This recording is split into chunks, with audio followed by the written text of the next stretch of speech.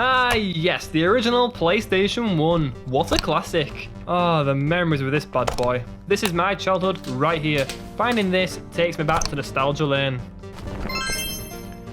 Fun fact for you, did you know that the PlayStation 1 has sold over 100 million units? PS1 games were sold until 2005.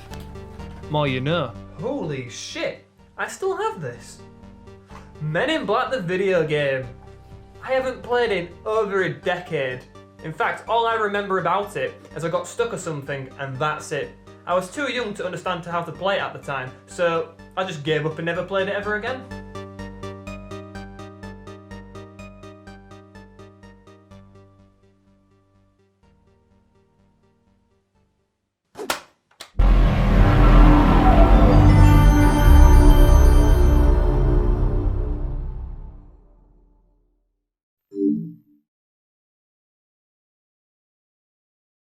It feels awesome to play on the console again. Too many years have passed. Probably right now you're wondering what the game is like. So let me show you. The game opens with a comic-styled cutscene. Strangely, they decided to use trippy patterns and colours. Now, I don't know what they was on when they made it, but anyway, a police officer informs the player that there is a burglary in progress, so Jay responds to the call. Simple enough. Once the intro is over, then the game starts. And oh boy, is it dark. You can hardly see anything. It's one of these games, is it? No. Is that supposed to be Will Smith? There is so much black and grey. That's a clever choice because those colours don't blend together whatsoever, do they? Who is the genius that thought this is a good idea? I'm beginning to realise why I was stuck all those years back, but I didn't expect it to be this early on. Literally, this is the first area of the game and I have no clue on what to do. Seriously, where are you supposed to go? All the doors that I can just make out appear to be locked. I can't believe this is the first part of the level and I'm already trapped in this shit piece. Do you see that door? That gave me a right tough time. I tried everything to go through it. I've tried walking into the door, running into the door. Hell, I even tried walking backwards into the door. Come on, how hard is it to open? I even gave it a tickle, whatever this action is. Don't try punching and kicking it either because that does nothing too. You know what? I'm not even sure if you can go through the door. I've played this game for 2 minutes now and I am still clueless on what to do, and that's a red flag. You should be able to know exactly what you're doing from the very start. Clearly, this game got that horribly wrong. It turns out you have to stand so precisely, and I mean precisely, in the correct place and tap the action button, or else it doesn't work.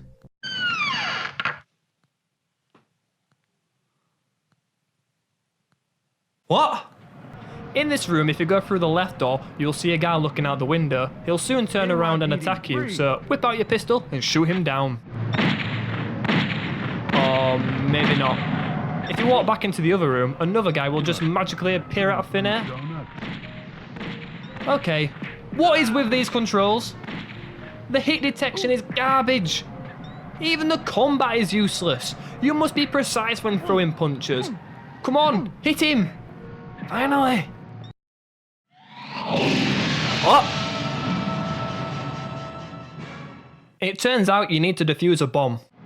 There is no clear indication that there is a bomb. Only in the intro there is a split-second clip that shows this. No one is going to remember that. The bomb is just a red flickering light, but I'm not going to lie. At first, I thought it was an alarm system that's stripped, since this is a burglary. Make it clear next time, please! Resident Evil has objects highlighted so you know where to look. Why didn't they do that? Once that bullshit is out of the way, you need to walk into the next room and behold.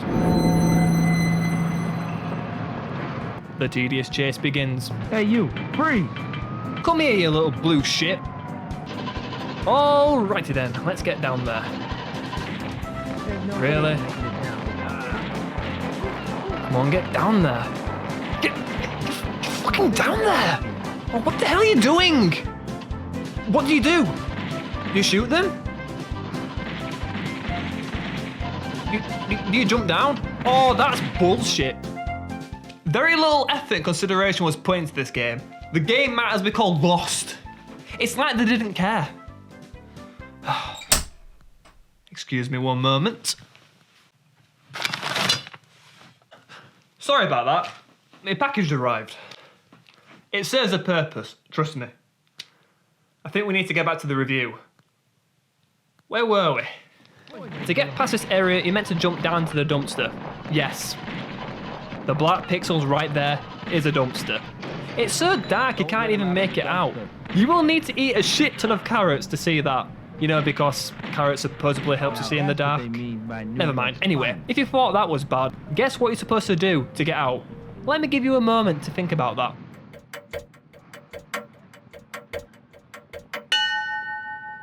If you said jump or grab, you're completely wrong. Instead, you have to kick it.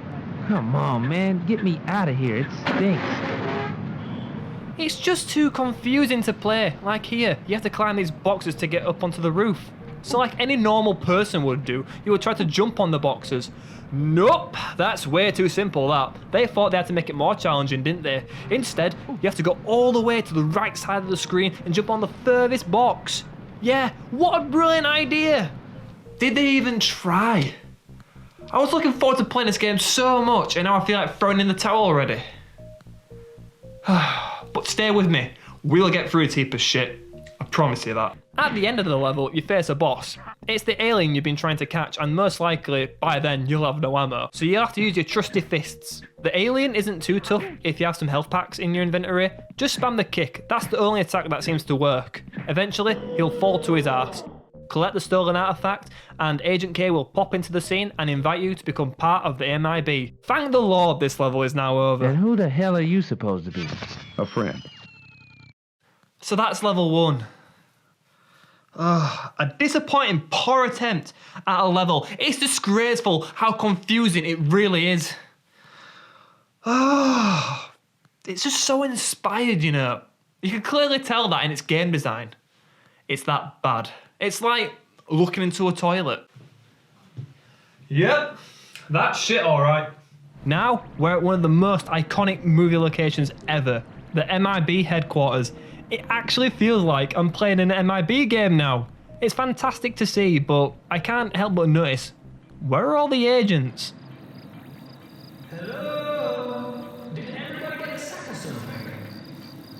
There's only one fella at the bottom here, and there's an alien knocking about the place, and that's it. Really, this place should be full of different kinds of aliens. Maybe it could have something to do with the PlayStation 1 limitations, but seriously, I'm sure they could have added way more here.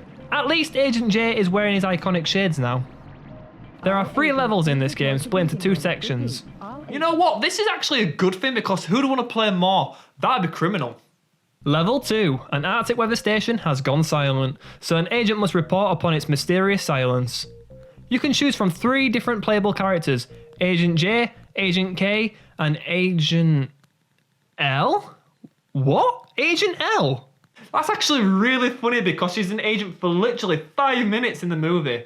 And you know what? It's actually a good thing that there's 3 different playable characters. At least it adds some variety, but still, it doesn't do that much justice for the game. Who to be? Fuck it, I'm gonna be K. The second level is not as confusing as the first one. In fact, it's a huge improvement when compared to it, but it's still really annoying. There's lots of backtracking, but that's okay. That commonly happens in a puzzle game. But holy shit, this game now feels like a survival horror more than a puzzler. You play as the Men in Black. They're trained to deal with these alien encounters. Why would they be trying to survive? The word to describe this level would be... well, it's just simply boring. The worst thing about the level is not the backtracking. It's these bastard doors, man. Why is it always doors in this game? They're your worst enemy. Fuck the aliens, I hate the doors more. Here, you need to equip the yellow keycard and swipe the small metal panels next to him. It's so hard to do that because of this shit hit detection. Swipe the goddamn thing already! In order to progress, you'll need to walk around and... shoot some bad guys, collect a few items here and there, use a transmitter, turn the power on, fuck this thing, kick a door open, murder a Dr. Steele's injector so you don't die in this room like I did because there's a stupid invisible gas that will slowly kill you.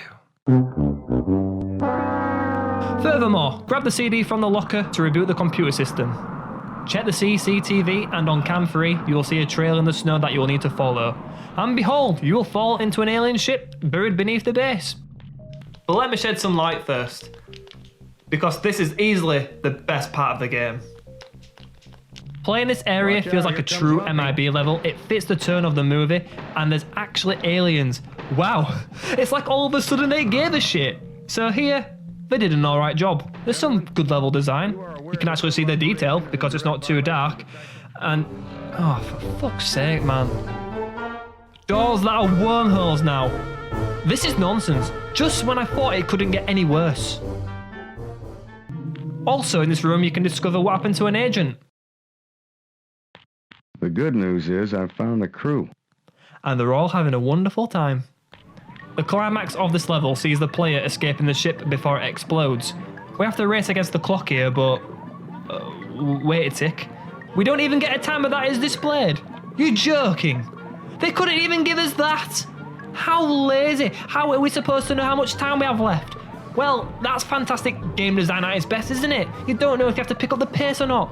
And don't even get me started on how to escape the ship because that puzzle is all over the shop. You put items into the background and activate this thing for some reason, and you make your way to this place.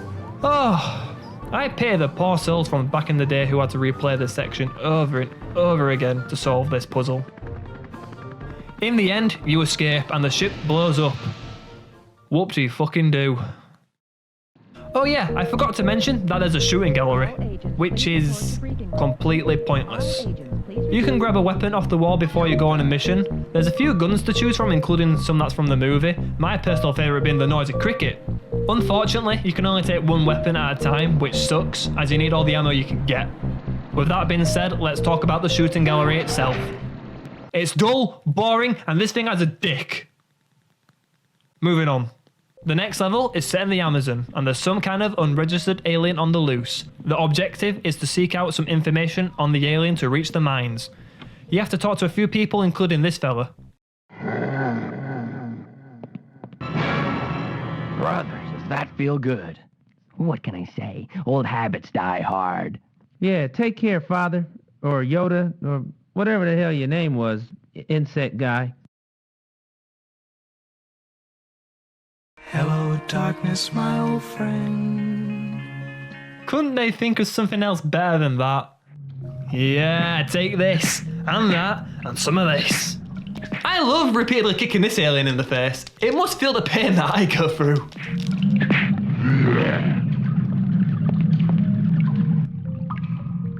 Face relief. Yeah, he's gonna need it after that beatdown. We need these relief items for a puzzle. I know what you're thinking already. Shut up. They're down in these tunnels, which is really easy to play through until you go into the far right tunnel. Platforms. Why did they put platforms in this game? How can you platform with this camera angle? It's bollocks. And there's a dumbass shooting at me. He shoots me mid-jump, so I fall off the fucking platform every time. Ammo is such a huge issue in this game. You easily run out and there's hardly no pickups, so when you need it the most, you never have any. Useless. Did they do this to break up the repetitive gameplay? I'm trying, but I just can't make that jump. Oh, damn! Did you know that there's a PC version of the game, right? In that, you can use save states. That would make this section a lot easier, but no, the PlayStation doesn't have that. Right now, I really need it. Every time I die, I keep loading up from the bridge, therefore forcing me to replay the tunnels. Fucking bullshit. Yes. Yes. Yes. Bollocks! Oh, come on. Come on. Oh my. Yes, make the leap of faith. Get in. Okay, we make our way through the temple to solve another bullshit puzzle, and then we stand on this platform to take us down into some kind of nest. Yep, it's time for another boss. It's the cockroach from the movie. But it's supposed to be brown. You can wreck this guy by standing still and tapping the kick button. It's that easy. The final part of the game, part 2 of the Amazon. It's pretty much the same as part 1. You play through another boring temple, but you quickly locate the entrance to another hidden ship. This part of the game is incredibly short. Good. I've had enough of this game. Even if it is a couple hours long, I want it to end already. The ship is full of long, tedious corridors. However, you can just run past the enemies to save time and ammo. And then before you know it, you face yet another cockroach. This one is way bigger, and man, this boss fight is relentless. He will kick your ass time and time again. This bug can shoot projectiles, move like the Flash, and if you're not careful, he can kill you in 2 hits. The spike in difficulty has already been cranked over 10. Bullets don't do shit, and the kicks don't even work now. It's like the hit detection doesn't exist anymore. Look, how am I missing? I can clearly see Jay's leg booting the bastard. I'm not having that. I got so lucky in this fight, the kick decided to work again. Now there's just one last boss fight to take down. Who is this guy? The story makes no sense. Then again, when did it? We have a showdown in this small arena. It's an unclimactic battle. The camera angle just keeps changing, ruining the fight. You might as well just stay in one position. That way you can actually see what's going on. The cockroach would have made a way far better final boss. That was actually difficult. So as usual, we dodge his attacks and kick the shit into him. Then the game is won. Yeah, pump up the kicks as it rains down supreme over this hunk of junk. All the money in the world couldn't get you out of this one. Good work, people. You are each instructed to take 48 hours of R&R, which will not be counted against your vacation time. Enjoy the break, everyone. As always, it won't last.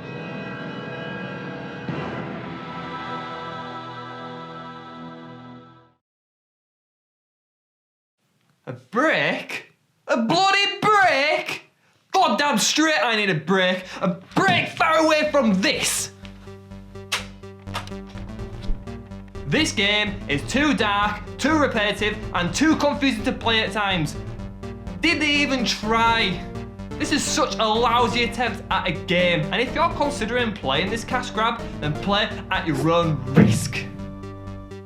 Yeah. And for the people who have played it and who want to forget the experience, I can help with that.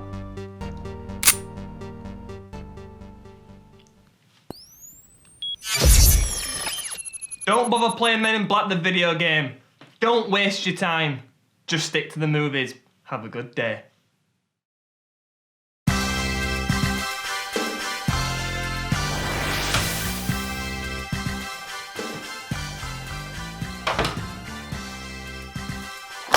If you was a kid growing up in the early 2000s, then I'm sure you can remember Beyblade. It had such a huge impact thanks to the show. Nearly every kid owned one. I remember when I was about 7 or 8 and I brought mine to school to challenge a friend. On our break time, we battled on top of the bin. A crowd formed to watch the matches, then the other kids started bringing their blades into school. And the next thing we know, the whole school is having tournaments. Until the head teacher banned it. Yeah.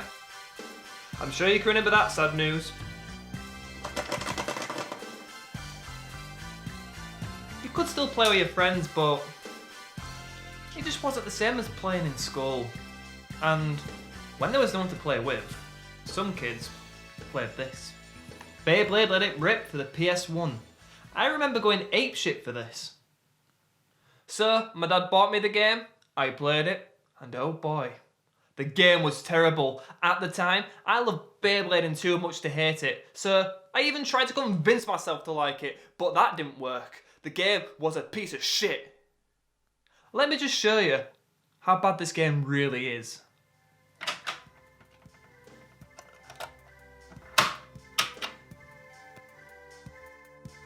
First of all, it opens up with a classic TV show intro. It's a great way to trick expectations. In a new game, the chief tells you to choose a gender and a starting Beyblade. Once you've done that, you can have a match. There are 2 playable modes, tournament and 3 battle, and that's it. There is a customization option, but more on that later. The game has hardly anything to offer. Anyway, let's just pop into 3 battle for a match because you can play as characters from the show.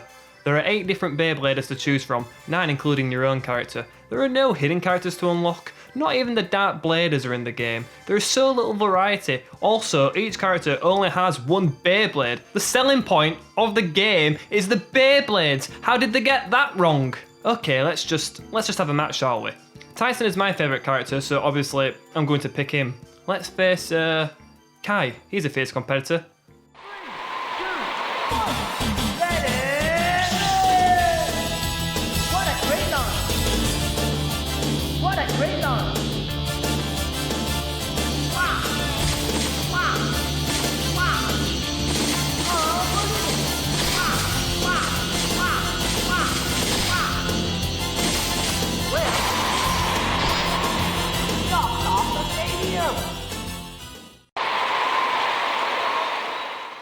How is this fun? You forced the rest of the controls. I won the first round by sheer luck due to the poor AI. No skill was required. Why is this Beyblade like a whirlwind? There is a lot of stuff that really annoys me. Let me explain. If you tap the X button when the Beyblades clash, you gain 5 bit beast power. Okie dokie. If you rack up 25 points, you can unleash a deadly attack. However, sometimes it works, sometimes it doesn't do shit. Each bit beast attack reduces the opponent's HP. When it reaches 0, the Beyblade breaks, but that will almost never happen. The HP is sky high. It'll take forever with this shit attack damage, so this feature is totally pointless. Also, what's the deal with this stupid scoring system? Why is it so confusing? You get 2 points for out the stadium and 1 point if a Beyblade stops spinning or misses the arena. Shouldn't you just get 2 for each of them? That would make more sense. And this Bay Stadium is the only arena in the game. This is a right joke. In the show, the Blade Breakers battled in many different unique Bay Stadiums. Why didn't they include this arena? Or maybe this one? Did they even try? They could have added an option that lets you customize the colour at least, but they didn't. And guess what? Every battle plays the same song. It's actually an alright tune, right? It's really good, but after a while, you'll get sick of it, just like the voice acting. You can't even make out what the guy is even saying.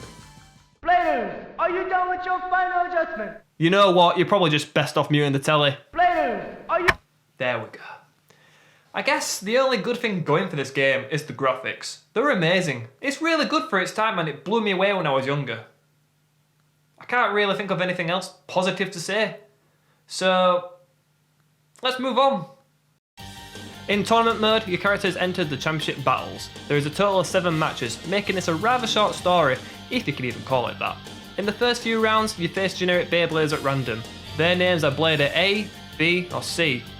Wow, they couldn't even be bothered to give them proper names. It's just as lame as I remember. You can easily beat them, simply those guys can't seem to launch a Beyblade correctly. What a sweet song! How did they even qualify for the championships? After each match your Beyblade will be slightly damaged. You'll be given a choice to repair it, but you'll never need to. You can go through the entire tournament with little to no damage, and if you do decide to repair it, your Beyblade stats decrease. Who is that stupid to pick that option? What a dumb decision! Now you would assume the tournament gets harder as you go along, right? Well, funny enough, it doesn't. If anything, it gets easier. Most of the time, I let it rip into the arena, and I hit them once, causing them to spin out the stadium. Sometimes, I didn't even need to hit them. Honestly, you don't need to put any effort into the match. The AI is that generous, it does all the work for you. Unless your random opponent is Max. That bastard gave me an hard time as a kid. His Beyblade is a tank. It sponges every goddamn hit. You lose so much spinning power trying to knock him out the arena. The blade stats are so unbalanced, it breaks the game. Realistically, the only way to beat him is when his Beyblade stops spinning. So if you ever face him, you better hope he doesn't get a good launch, or else it's back to the start.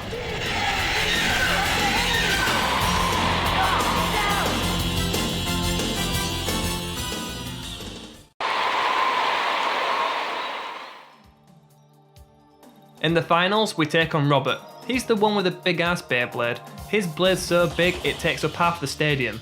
It's a major advantage. When you smash into it, it always bounces off the arena sides, which is bollocks. He is definitely the highest blader out of the bunch, but due to the poor AI and physics of the game, this one shouldn't take you too long.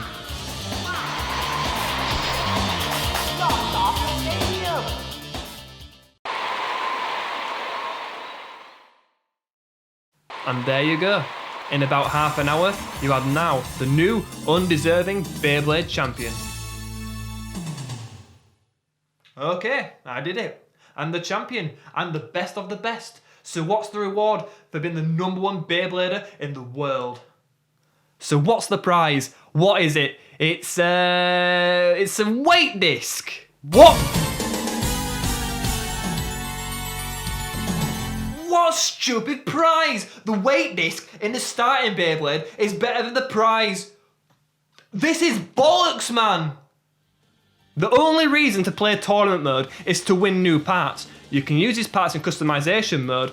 It's an alright feature, but the problem is the bloody shop. Look at these prices. 200 Bay points for a Dragoon Bit Beast. What a rip-off! You can only earn Bay points with your character, which is bullshit. You get 10 points if you win, and 5 if you lose. You would have to play at least 20 matches to afford it, and that's if you win them all. The grind is real. If you want to construct a good Beyblade, you'll need to play over 100 matches. Who has the time and balls to sit down and do that shit? Not me, that's for sure. So what is there to do now? Nothing. That's what. As a kid, I was a fool to even like this game in the slightest, but now I see what it truly is. A cash-in on the beloved Beyblade brand. It's insulting. That's what it is. Oh wait, yeah, there is multiplayer, but I have a better idea.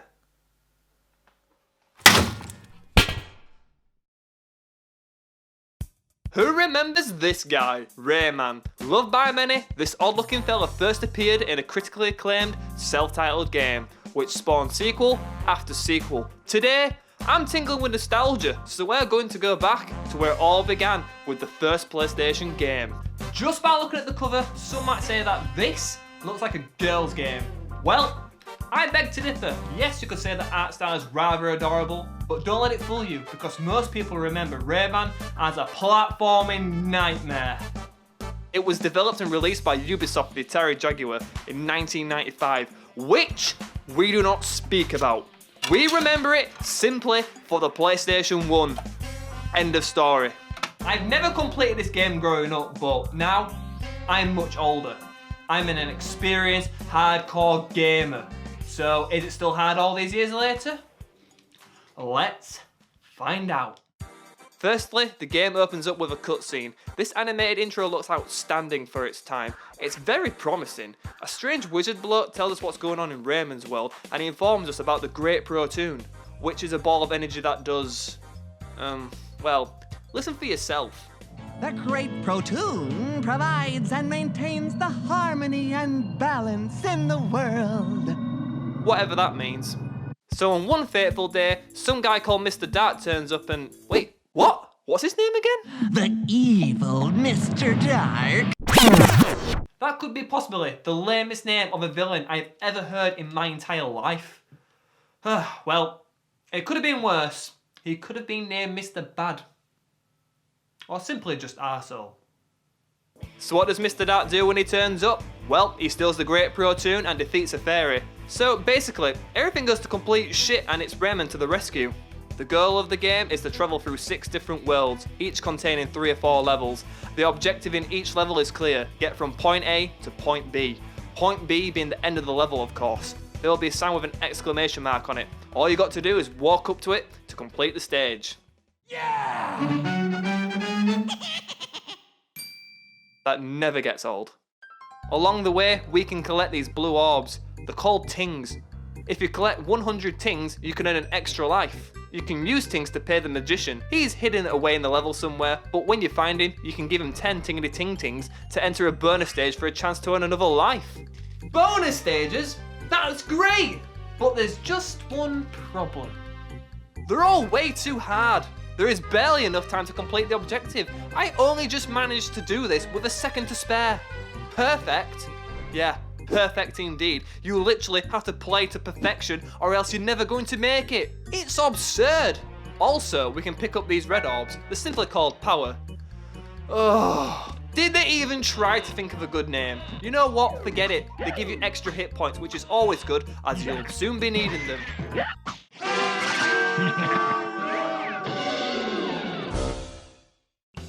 So far, this game is awesome. A lot of thought was put into it. I mean, just look at these backdrops and its art design. They're spectacular. So much effort was put into them. In fact, this entire game just looks beautiful. It stood the test of time. Everything seems to be all jolly. The birds are flying with happiness, the flowers are delighted to be alive, and what? Even the mushrooms are having a good time. Now that I think about it, Rayman was chilling out in the hammock beforehand. Rayman could be an LSD. That's why nothing makes sense. I'm telling you, this world is absolutely crackers, man, and this is only the first level. Speaking of which, the platforming starts off nice and easy so we get a feel for the controls, which is alright for the most part, but I have a slight issue with the jumping though. At times, it does feel a little bit stiff, but the worst thing is that you don't know where you're really going to land. Also, these worlds are littered with enemies. In the first level alone, we have mean little balls with mohawks strewn about the place. There's angry fish that can fly for some reason, and there's some enemies that just appear into existence. At this point, all you've got to do is just simply avoid them, until you meet the fairy. She helps you on your quest by giving you different abilities, the first one being able to punch? Right, as if Rayman couldn't do that already. What next? The ability to smell bullshit? Yeah, you know what, that would be kind of useful. Now granted the power of the punch, we can save the Cage Electoons. There are 6 in each stage to find. And look, we can hit these giant purple plums!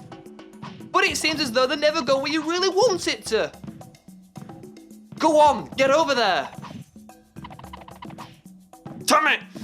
Yeah, these things are a pain in the ass. Also, now you can grab the gold fist power up. You can kill enemies with one punch, and the sound effect of these punches is very satisfying.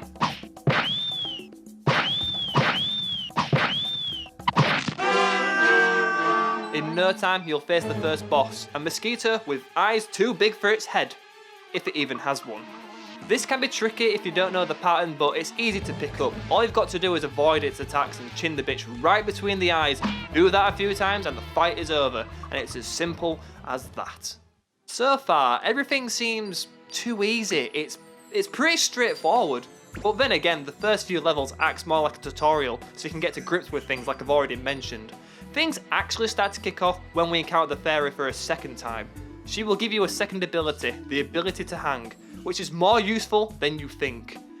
As for that sign there, you will want to see that more than ever because this game has an insane difficulty spike. It's mental, you are really put to the test. Like here in this level, this oddball that looks awfully like Rayman's lost cousin, by the way, gives you a magical seed.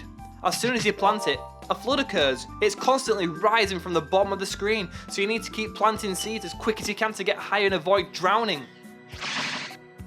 Trust me, making it to the end of this stage is a lot harder than you think. Oh shit.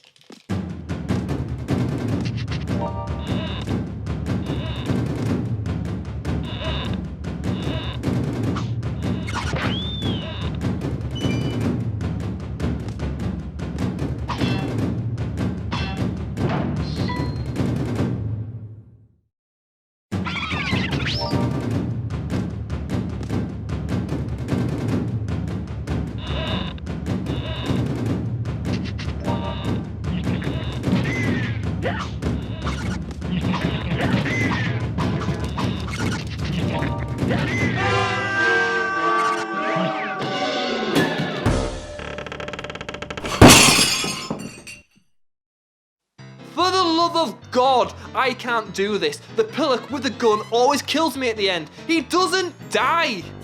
Oh, so this is it.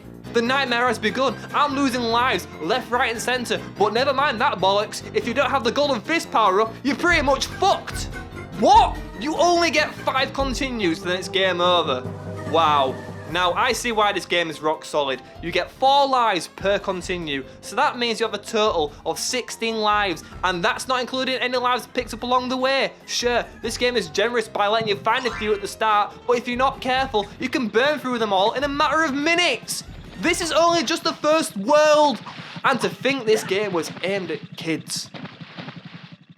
The game literally punishes you for your every little mistake. It's actually ridiculous. How precise do you have to be when timing your jumps? One slip up could cost you a precious life. It's fucking diabolical, man. Sometimes you don't have time to think what to do next. Like here, look how much space there is to react. Practically, there isn't any, and you don't know what's coming. So naturally, you will just jump across. But at this point, the camera speeds up, and there's a little blue bastard that catches you off guard. It's savage. This game is pure trial and error. You're going to need to master these levels if you want to progress. Thank the Lord for checkpoints. So finally, we have made it to Bandland in World 2. And all of a sudden the tension is cranked up as the checkpoints are scarce and you're going to die over and over again. And just when you thought there was enough obstacles in a stage already. It's like the game wants you to die. The music notes look pissed and even the drums hates you. How can a game look so sweet and innocent, but in reality be a complete bitter bastard? It would be a good time to earn an extra life right now, but every time you die, the things reset. so there's no chance of that happening. As for the power things, let's just say that sometimes they're a little bit deceiving. This has to be one of the most frustrating platformers I have ever played. This section can sod right off. It can get to soddery.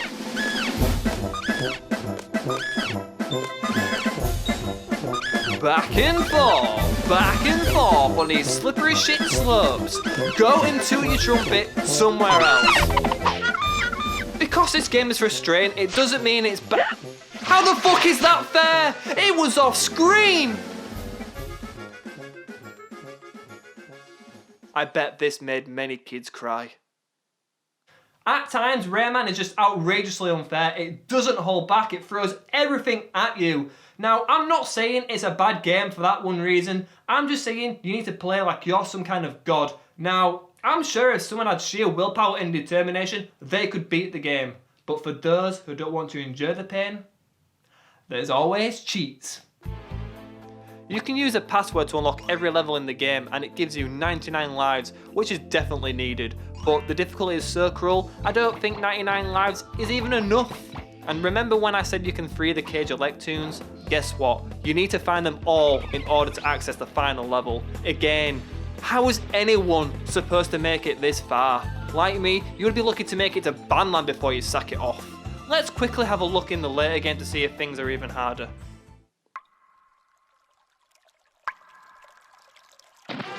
Actually, let's not. So Mr. Dark's Dare, the final part of the game. You have to complete 3 mini stages before you fight him. The game totally switches things up. In the first stage, you get to fly down a hill in a frying pan. This part is, you can't even touch that piss puddle! Oh, this is pure stinge. Thankfully, it's a short ride, then on to the next one. Mr. Dark creates an evil clone called Dark Rayman, and it copies your every move. It's a really cool idea, but it's easy to slip up and die, so there's nothing new on that one. Come on, nearly there, fuck! In the last stage, Mr. Dark puts a spell on Rayman, and this inverts the controls. Again, a really cool idea, but oh boy, it makes it even trickier to platform. What a bastard! He doesn't make it any easier, does he? Once that stage is out the way, then finally, you can battle him, and it's time to save the world. Just learn the patterns and knock him out the park. He's history, and it only took 56 lives. Yes! Yes! Yes! Yes, yes, yes, yes, yes! You've done it. You've saved the world!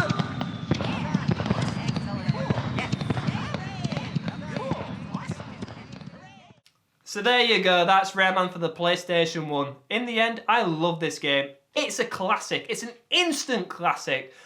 It has unique boss battles, it has interesting gameplay, and you know what? It can be extremely challenging at times, but that doesn't mean it's a bad game. But unfortunately, because of this, the game suffers.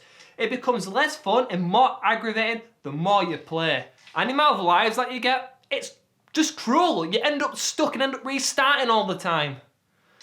It's just torture. You need to know what's coming. Only true gamers will rise to the task of completing this game 100%.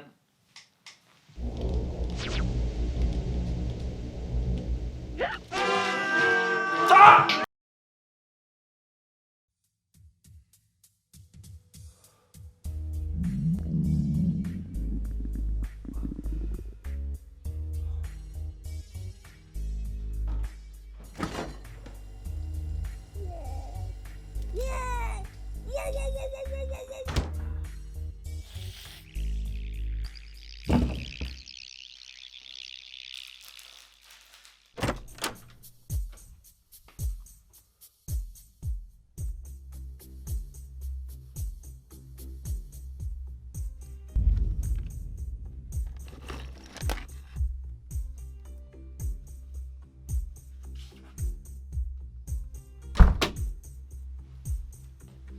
This is interesting.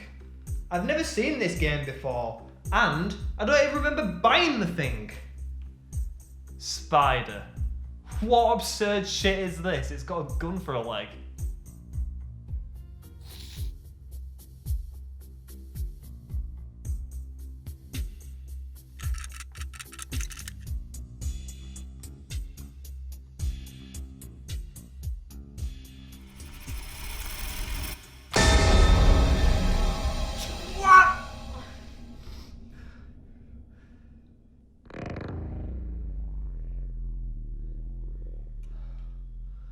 It could have been worse. The CD could have been missing. Well, I guess since it's not, let's see what this game is all about.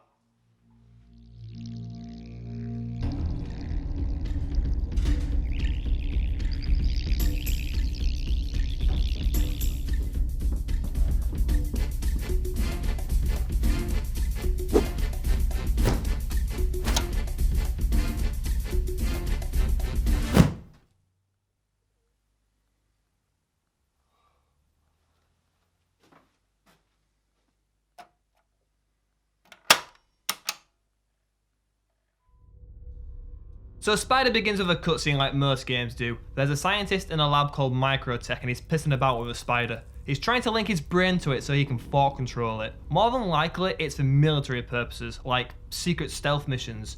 Or he's just some nut job. You can decide on that one.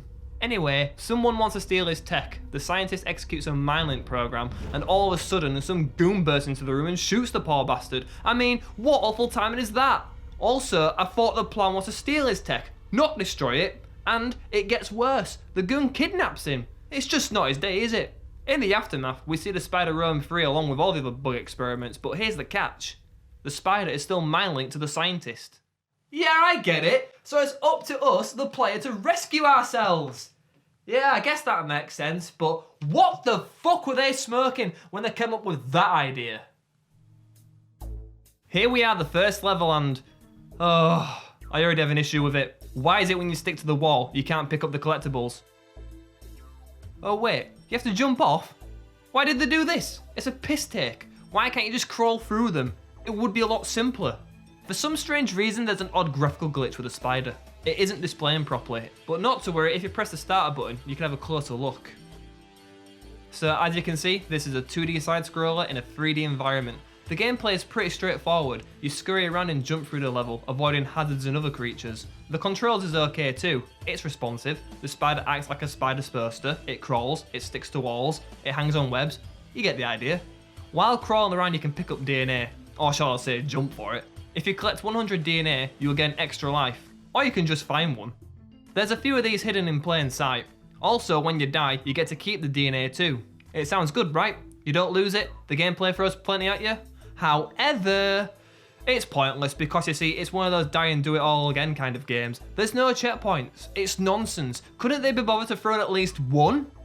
It's a good thing the levels are short, they only take a few minutes to complete, and when it's game over, you just get another 3 lives. So the DNA thing, why did they even bother?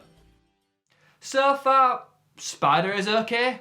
The gameplay is outdated for sure, by today's standards, but back then in the 90s and early 2000s, it must have looked cool.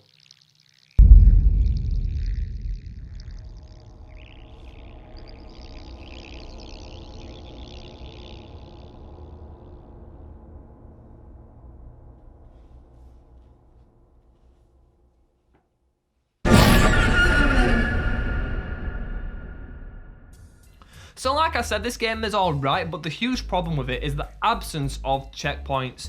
You go around collecting everything, as you would, then out of nowhere, you get caught off guard and it's back to the pissing start. You need to do it all over again. It's like the game gives you the middle finger. You have to be cautious when turning corners. It's a good thing you can pick up a few weapons along the way. They'll give you somewhat an advantage over the other bugs. You can get homing missiles, a flamethrower, a poisoner, and a boom. Boom for boomerang. This is my favourite weapon, as it doesn't require any ammo. Yeah, take that shitbag. You can find these as well. You can take an extra hit, but 9 times out of 10, you'll lose it as soon as you pick it up. I'm getting sick of this. Taking the same route, collecting the same shit every time you die. It's repetitive, and it's boring. It's so boring that I could easily slip into a coma.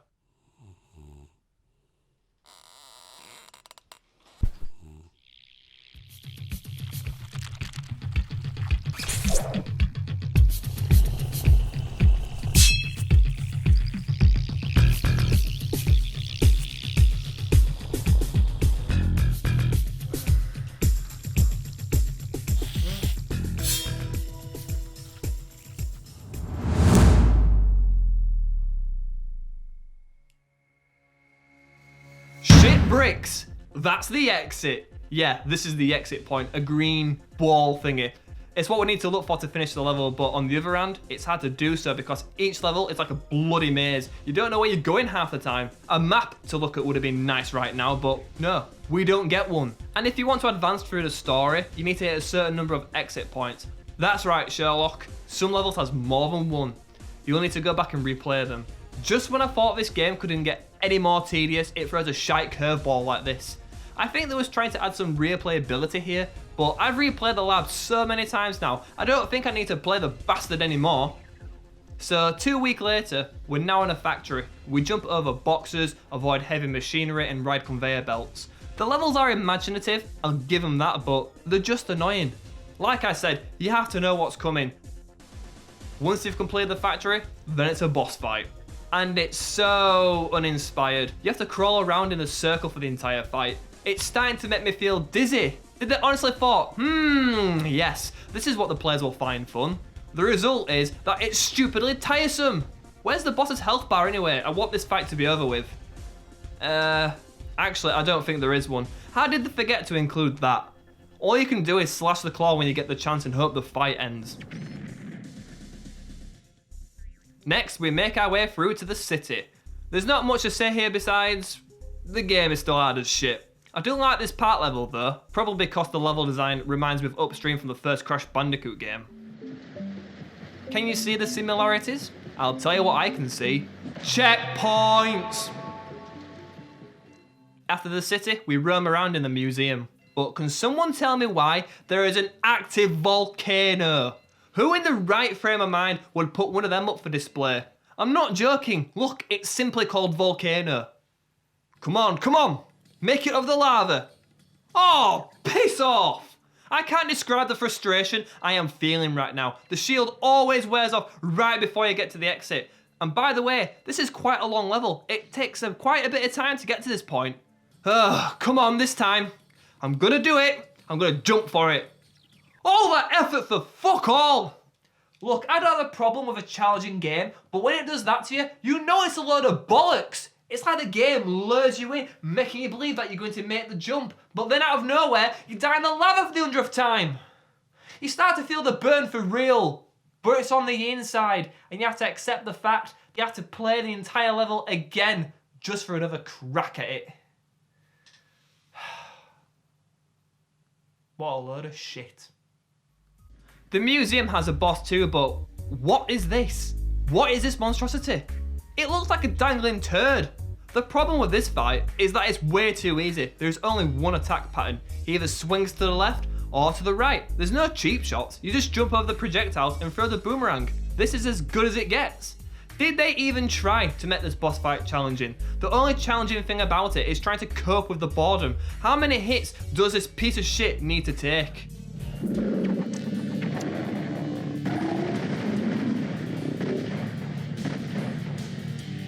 Well, that was anticlimactic. Now we're in the sewers. We saw something like this earlier in the city. The water looked like toxic waste that had been pumped out from the labs, and that would have made sense. But here, it's just your typical boring sewage pipes. Hey, I finally managed to upgrade the spider. About time. It has a fresh coat of chrome paint. And I've just lost it. Never mind, it may look cool, but however, you don't get a perk or anything like that. It's a missed opportunity really. They could have gave you an extra hit point or something, the tight bastards. So after the sewers, it's the final area of the game, the evil lab, and I've only been playing about 2 to 3 hours. I can see why they make us go back and replay the levels. The story is way too short, and how did we go from a grim sewer setting to the inside of a high-tech computer? I don't get it. What's even more funny is that the next level takes place on the laptop sides. Wouldn't it make more sense to put this level first? And to top it off, the third level is another computer one. So what's the point of the first one?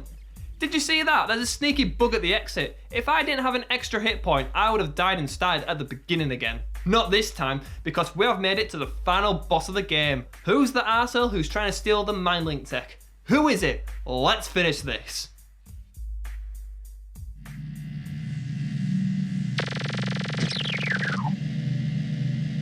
You're telling me this blob of pink shit has been pulling the strings all along? This is right bizarre. I'll be honest, I didn't expect this. Them eyes, They stare right through your soul. This fight is nearly identical to the first boss. You run around avoiding the claw attack again. Really? We have to do it again? And all they've done to change it up this time was added some lasers. Also, there's 6 electrical rods placed around. You can make the brain stab these for extra damage. Watch out for the metal spine pulling back. That's when you know to dodge. Once all 6 rods have been used, just slash the claw a couple more times, then the game is won.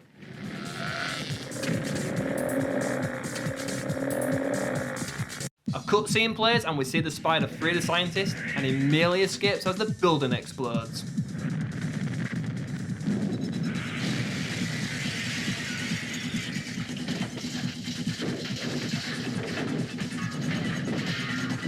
I'm happy to say, I'm done here. There you go, that's the whole game. It's just your average platformer. Crawling around as a spider was fun at first, but after a while, the novelty completely disappeared. I can see why this game faded into obscurity. There were just better platformers to play. There was Crash Bandicoot, there was Spyro, Rayman, Oddworld, Castlevania, and the list goes on. Play them instead. I would. Well, I think that wraps it up. That fucking noise again.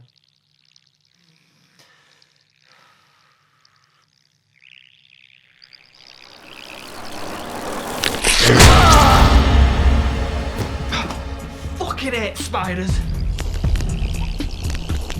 No.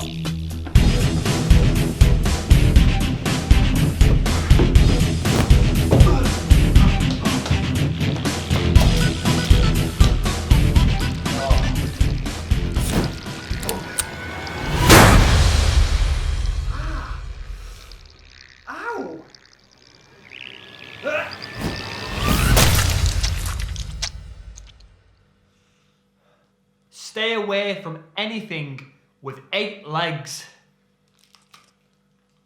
Fuck me. What do you get when you slap a racing and a shooting game together? You get a vehicular combat game.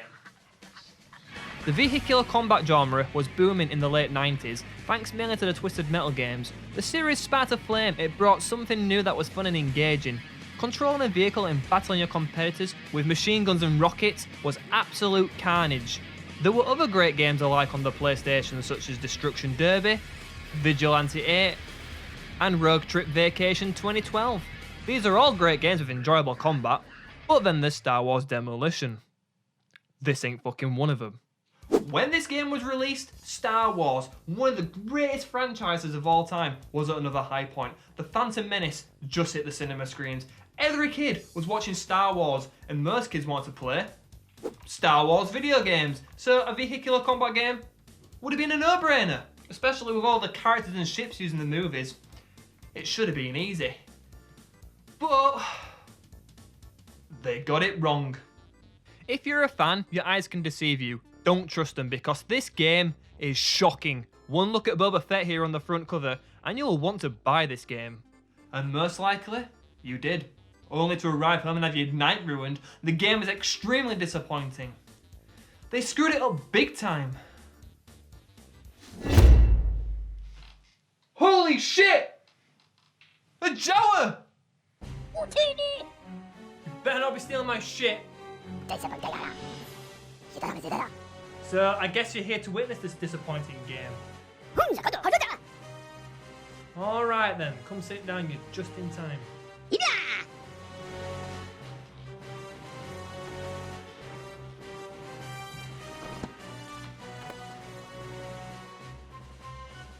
I have a bad feeling about this. In Star Wars tradition, the game opens with crawling text that explains the backstory. The galaxy is engulfed in a Is that devastating? I can't tell, the video is blurry as shit. From what I can make out, the story takes place between episodes 2 and 3. The Empire declares a ban on Jabba the Hutt's sport of pod racing because it's dangerous. No shit. Hey! Put that down! It's highly dangerous, no trade. Well, anyway, Jabba the gambling gangster he is creates a new underground contest to keep them sweet credits pouring in. The new contest is a fight to the death. Extreme, I know. The fatality rate will be far worse than pod racing. So dangerous. The Empire better not catch on, right?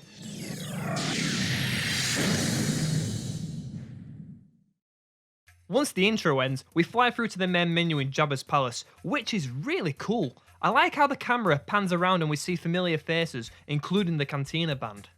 For a split second, we even see Han Solo frozen in carbonite. It's a nice touch of detail. Not bad for first impressions. There's a few original characters with different vehicles to choose from. Let's have a look here. Wittin! Oh, I see you're in this game! Well, I think I'm gonna pick Boba Fett because... Boba Fett. And when the game begins, this happens. You can't move. You would assume by pressing up on the controller, you would go forward, but it doesn't do anything. You have to press cross. So, Boba is a vehicle and not a person? Game logic for you. The objective is to eliminate all your opponents, but I don't get it. Why would Boba Fett go up against the tank? One blast from its cannon should blow his ass to Kingdom Come. Unless he accidentally falls into the great ass crack known as the Silent Pick first. This is bad. Turning from a standstill feels so clunky. Oh, facing the direction you want to go in is harder than it needs to be. Luckily, sometimes there's no need to move.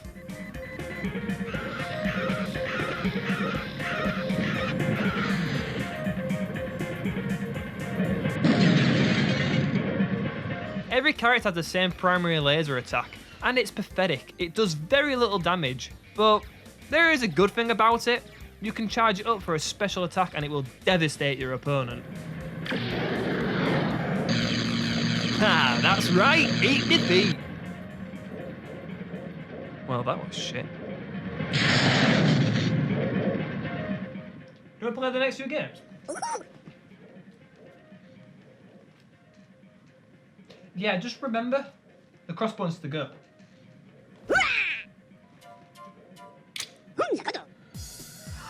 Look at this! We are driving on the Death Star! How is this possible? A, you wouldn't be able to breathe. B, you would be sucked into the void of space. Oh my god, like the Empire wouldn't notice this. A deathmatch right in front of their eyes. How stupid is Jabba to have this contest take place here? Oh my god! This is ridiculous! This is the weapon that has the capability of destroying planets. But good old Boba here can go right through the blast zone, taking the slightest damage. It makes him look like a god. Oh. What are you pointing at? Oh yeah, right. Okay, in the corner here, you can see there are 3 bars you need to keep an eye on. The red one is your ammo bar. It will deplete when you use special attacks. The blue one is your shield. You take some damage and it drains. But pay attention to this. Sometimes attacks deal way too much damage. I guess that leads us to the green bar. This is your health. Once that depletes, you die. Yeah, we don't want that to happen. So you have to keep the shield topped up by waiting around at a charging station.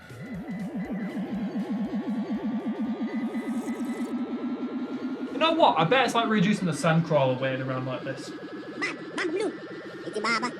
Now that's a huge vehicle. It must have a massive tank to fill. It must cost a fucking fortune! No wonder you steal shit. There's another charging station you can go to, and that's for replenishing special ammo. You can pick up different weapons from these pod things that hover around the arena. Some weapons is for offense, some are for defense. And this is the green tractor beam. Well, I don't know what this does. I don't know why it's in this game. It does shit. Also, I have no clue what half of these symbols do. What does that mean? You pick them up and nothing happens. Okay, sometimes there's a hint on the loading screen that tells you what the symbol does before a match, but I forget 10 seconds into the game. This symbol turns you invisible, right? It seems like a good idea, but it's not. It disables your shield and leaves you vulnerable. Bastard! One hit and you're close to being demolished. Don't pick this pink shit up no matter what.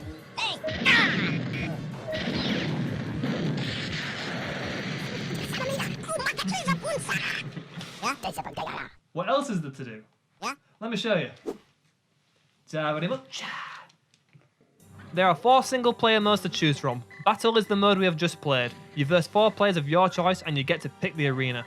High stakes is basically a battle against one opponent, but you can bet credits on yourself to win. It's silly because if you win, you don't actually get to keep the credits. It's like winning a competition and accepting the reward, but instead immediately after, the reward is taken away and thrown into a heap of shit. Tournament is self-explanatory. It's pretty much a series of battles that gets harder as you play on. This is kind of the story mode, because when you win, you can watch a cutscene for a character's ending.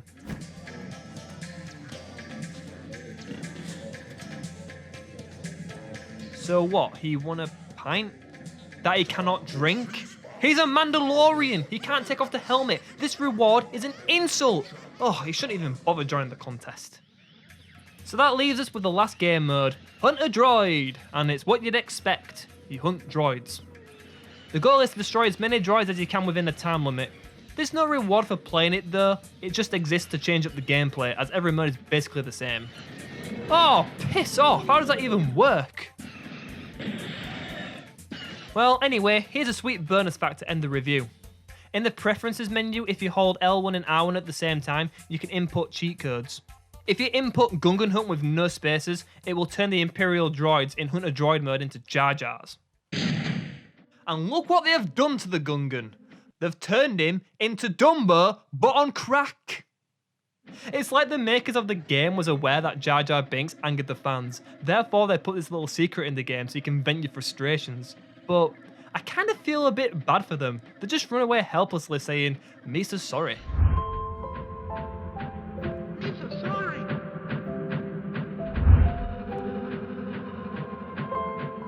Misa's sorry. Misa's sorry. What? I have a time limit, remember? Well, that's about all you can do in the game.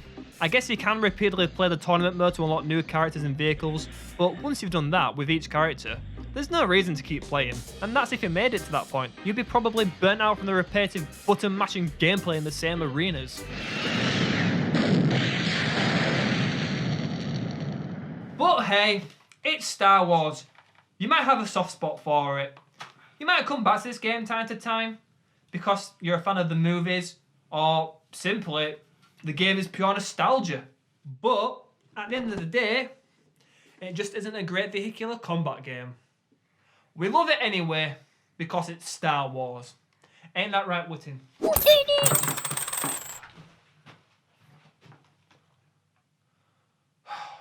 I told you one look at the game and you fucking want to buy it. Monsters Inc. A wonderful and weird movie made by Disney Pixar. Our favourite monsters, Mike and Sully, working together to power up Monstropolis with human screams. And there's Boo, who accidentally wanders into the monster world, and all of a sudden, everybody just goes apeshit and loses their mind. It's great entertainment, and it's nostalgic. You might even consider the movie to be a classic. But did you know there is a Monsters Inc. PlayStation 1 game? I didn't. I'm a fan of the movies, so when I recently discovered this game's existence online, I had to buy it. And now, I hold it in my hand, get ready for a taste of nostalgia, because we're going to go back in time to the glory days of the PS1.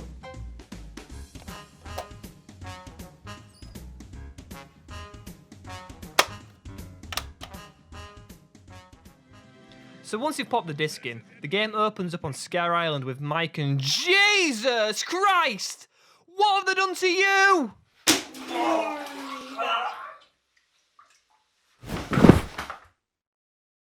Good lord, man. Mike and Sully look hideous. And I don't mean scary either. I mean, they're ugly as shit.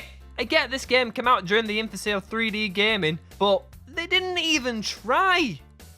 Well, anyway, Mike and Sully are privately trained to become top scarers for, you guessed it, Monsters Incorporated. We are tasked to complete 15 trials in a simulated environment, but before we begin, you have to play a short tutorial. You can choose to play as Mike or Sully. Let's pick our favourite walking carpet. We will begin with the basics. Jumping. In front of you are 3 obstacles. Jump over them using the X button and proceed through the door at the end of the hall. Good luck, you'll need it. Yeah, brilliant. Cheers for that. I would have never have figured that out. I hate these kind of tutorials, the ones that teach us how to do obvious things, like how to move, or in this case, how to jump. It's nothing new, but there's a lot of games that love to firmly hold your hand, but this is the worst I've seen. The game treats you like a newborn baby. Look at this. Does Roz really need to inform you how to pick up an extra try token? This is an extra try token.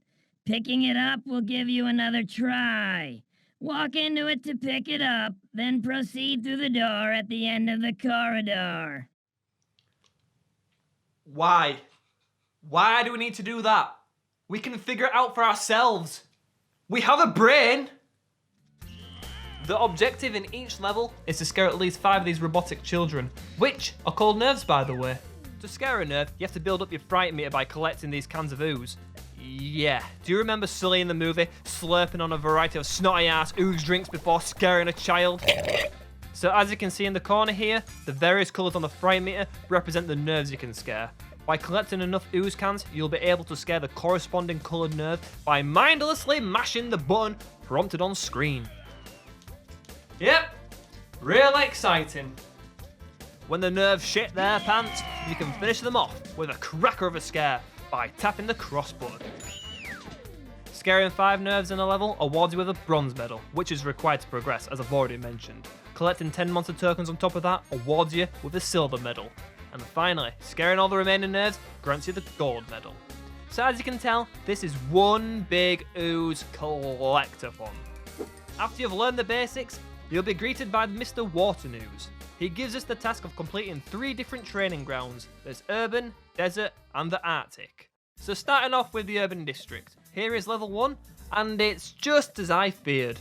You have to wander around the level endlessly, looking for cans of ooze. You need to find just about every can of ooze to scare the required nerves. It sounds easy enough, right? But guess what? You can easily miss several cans because some are hidden away in objects, like these bins. If you miss a bin, you could end up short on ooze, meaning you can't scare the nerves. You can find the nerves around the level, usually interacting with the environment. Like here, this nerve is building a sandcastle, or here, this one is swinging on a climbing frame. But all this just begs the question, when will a monster at Monsters Incorporated walk through a door and scare children in a park? In broad daylight! These trials are far too easy. Collect some ooze here, scare these nerves there. The hardest thing about the trials is probably avoiding these irritating toys. No matter where you go, they're always there to annoy you. They're always getting in the way. Shit! Oh, great. To make things more repetitive than it already is, there's a closed off area in each level. Here, you need a trampoline to get to the remaining monster tokens and nerves, so therefore, you can only achieve a bronze medal. You have to come back later. And you know what that means? Backtracking. And everybody just loves backtracking. So once you've achieved the bronze medal in each urban stage, you get to take on Randall in a head-to-head race. For no apparent reason. Oh my. His fairy ass will be sore in the morning.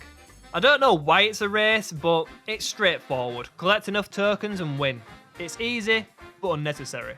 Once you've won the race, you unlock the trampoline, so you can do the backtracking now or come back later. It really doesn't matter. You'll be replaying the urban stages either way. So moving on to the second training ground, the desert. And it isn't that bad actually. The platforming is good, and the level design complements the theme of the world. Also, each desert level now includes a puzzle. They're just simple memory games, but I suppose it changes things up a little. It's definitely better than nothing. Fuck me. The lengths that Mike and Sully will go for a job is outstanding, man. This pyramid section is possibly the only level in the game you can call somewhat challenging. You hit this switch here and it changes the pyramid's layout. You have to climb each side of the pyramid to scare all the nerves. As you can tell, there are so many hazards to avoid, they're just coming out of nowhere. But I don't care, I'm just trying to rush through this like there's no tomorrow. Oops. Something's not right. You only lose a hit point when you fall to your death. Why can't you just lose an extra try? At least that would raise the stakes a little. But it's not like it matters anyway. The game throws plenty at you. A few bronze medals later, then it's another easy race against Randall. Beat him and you'll get the speed boost ability. Just like the trampoline, its sole purpose is just for fucking backtracking. It would be a better idea if they just implement the ability into the next set of levels. Gameplay wise, that would make more sense. So I guess that leads us to the last training ground, the Arctic. And again, there's not much to say about it because the whole game is literally the same thing. The only thing that I can say about the Arctic is that the puzzles are now replaced with one vehicle segment. Yes, I am counting this as a vehicle segment. And it sucks shit. You can't turn to save your life. You're supposed to jump for the monster tokens, but it's so hard to do that because the vehicle controls like arse. Fuck. Fuck! Fuck! The worst thing about this vehicle section is that every time you reach the bottom of the slide, you have to sit through a bloody loading screen to restart. Here is a guest to summarise this vehicle segment. Peekaboo! Alright, just pipe down. Just tell the viewers what you think. This vehicle segment is shit! You know it's shit! They know it's shit! It's false fun that just comes off as, well, shit! Well said, annoying Muppet. It's a good thing the other levels are shorter, so it's not long until the final race. But this time, Randall the cheating fuck sets off early. You bastard! Again, you slide down to the finish first, collecting enough tokens, and that's when you get a cutscene of Mike and Sully graduating with a bronze medal. If you did the dreadful backtracking, then you will receive the silver and gold medals, therefore beating the game. Henceforth, you will be known as Top Scare Team. Together, they have accomplished what few before them have. Completion of the Academy, Level 3 training. Yeah. I wonder why. Congratulations to you both. All right. Well, there you go. That's the end of the game.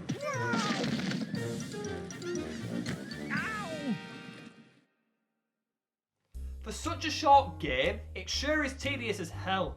I'm glad I missed out when I was a kid. It's ridiculously too easy to be even considered a game. Exactly, and there's a misprint on the game's front cover that sums up everything about this game.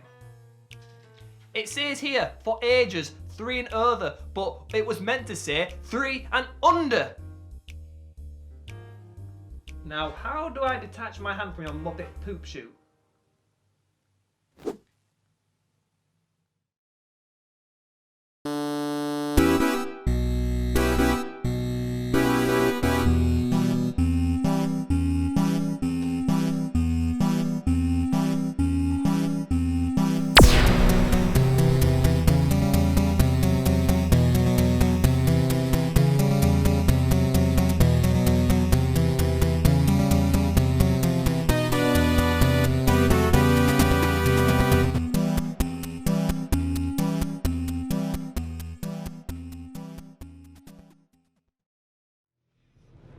Alright, let's do this. Since the new Bond movie, No Time to Die, is right around the corner, today I think it's a good idea that we take a quick look back at the 3 Bond games for the PlayStation 1. As you can see, I'm ready for it. So here we have 007 Racing, Tomorrow Never Dies, and The World Is Not Enough. Each game is based on the Brosnan movie released at the time. Besides this one, 007 Racing, it's a bit odd. I mean, like, does this game really need to exist? A racing 007 game? I mean, yeah, Bond is one hell of a driver, but I didn't take him for a racer. It's all a bit odd, so let's start with this one first. Okay, first thing, this actually isn't a racing game. You don't race against Blofeld or anyone. It's more of a mission-based drive and shoot the shit out of everything kind of game. The mission has been compromised. You're shitting me. Guess why I failed so quickly? You see here? I killed this lass. It turns out she's in the courtyard where I shot the rocket. This is so frustrating. Why did they put her there? It's a stupid idea. You see the rockets, you pick them up, You blow the door away, then you see enemies in the courtyard, and your natural instinct is to shoot the rockets. What a load of bollocks. If you've ever played this game, I bet more than likely this has happened to you.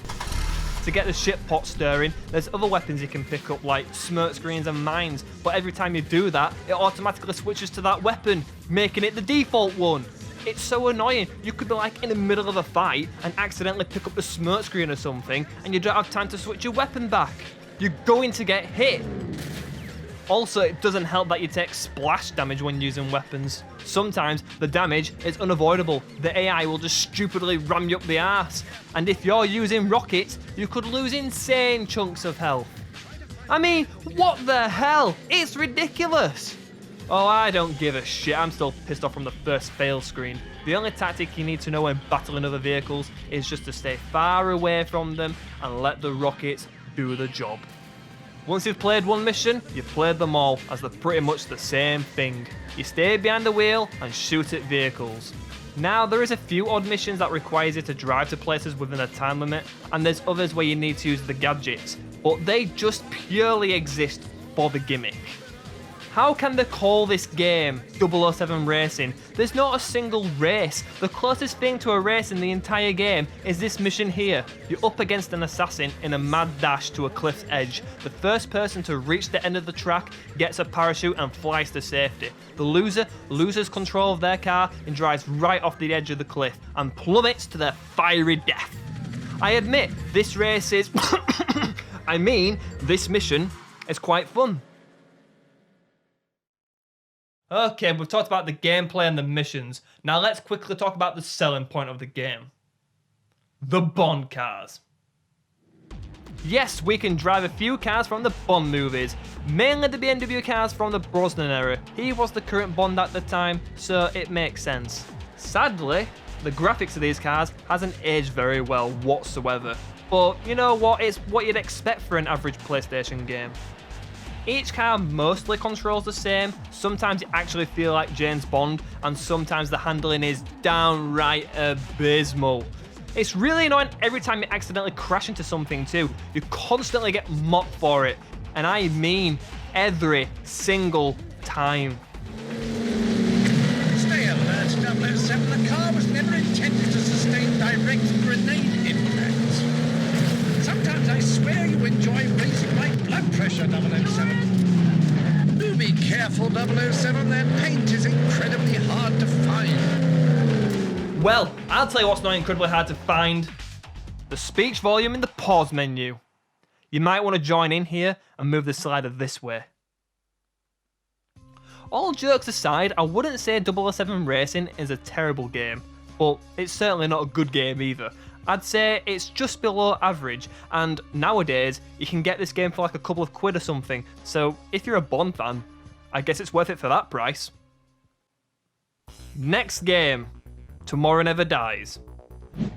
Right now I'm getting the nostalgia tingles. I remember clear as day running through the snow in this opening mission, but what I don't remember is when you turn around, Bond looks like he has a plank stuck up his ass. So as you can tell, this is a third-person action game. Just like the movie, it begins at a military base on the Russian border. The goal is to infiltrate the outpost and destroy a satellite dish. You can do this by sneaking or shooting your way through the mission. Unfortunately, as soon as you start playing, you'll notice the movement is stiffer than a rat's ass. Yeah, I know that doesn't make sense, but still, the point stands. Running around feels really awkward. You know it's pretty bad when every so often you have to stop running just to face the direction you want to go in. So you make your way through the base, picking up health kits, body armor and weapons. You kill people using a lock-on system.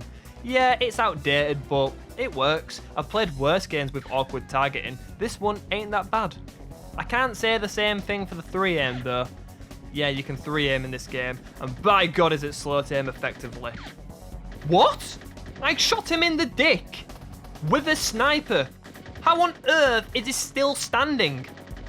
The 3-aim is bollocks, that's why. It's only useful to take out enemies that are standing still in the distance. Okay, now I've finally reached the satellite dish. To blow it up, you'll need to use the laser gadget.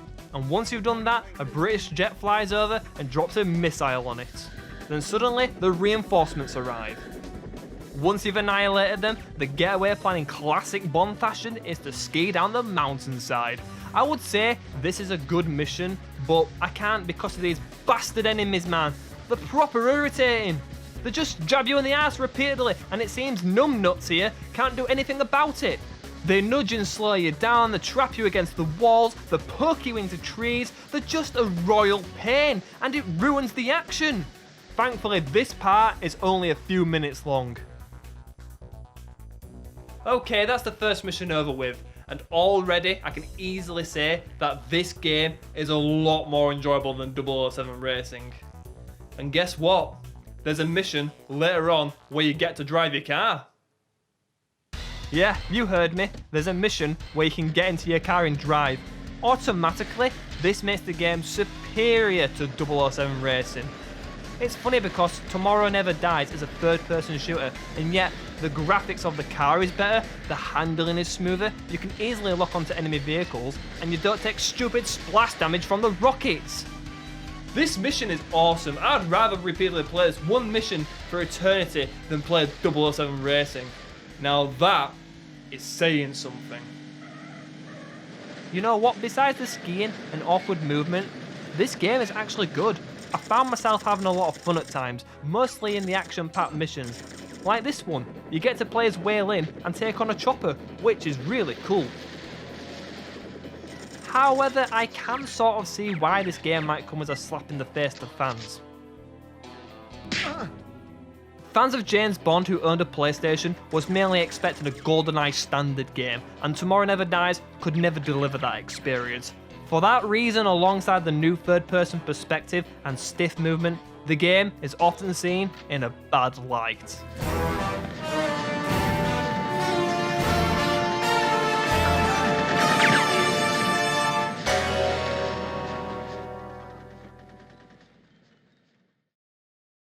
But whatever to that, I think this game is underrated, and that's not the nostalgia talking. I honestly think it's a good game, and I reckon if you was to give it a go, you'll enjoy it. So with that being said, let's move on to the last game. The World Is Not Enough. Out of the 3 games, I haven't played this one, so... Ooh, hello. Bondy's back. Bond's best missions, battle through 10 exciting levels with a variety of objectives. And look at this, an all-new 3D engine with improved AI. And it's a first-person shooter. Maybe this game might capture that GoldenEye magic. So, the game starts off in a bank and Bond is looking for someone called Lachaise. It's our objective to find him as he knows some information about a killer who's murdered a fellow 00 agent. Immediately upon playing, the first thing you'll come across is a metal detector. If you walk through it, you'll be compromised, so you have to get out of the disruptor pen to avoid triggering the alarm. I can't believe that guard there didn't notice anything suspicious whatsoever. He literally just stood there and watched a random bloke walk into the building waving a pen around the place. And this is no ordinary pen. I mean, like, look at it. Does this look like a normal pen to you? They might as well hire a blind man to guard the bank. Anyway, shortly after you've passed through the metal detector, you'll come across some security cameras. You'll need to use the 3M mode to take them out. Yeah, this feature makes a return because Bond automatically aims at enemies, which you'll see later. But for now, let's find out if the 3M works like a dream. Bastard! 3-aiming is still too slow to aim effectively. Lachaise's personal guards are heavily armoured. Stay away from them. Nah. I can take them.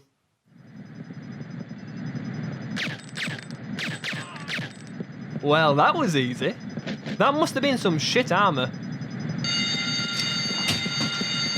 Jesus fucking Christ, man, that's so... Ah! How the fuck do I make it stop? Ah, shit! Heavily armoured my arse. Does this thing turn off the alarm? Thank God for that. Don't shoot the guard, even if it looks like he's alone. Just don't do it! The penetrating sound of the alarm will violently ear rape you.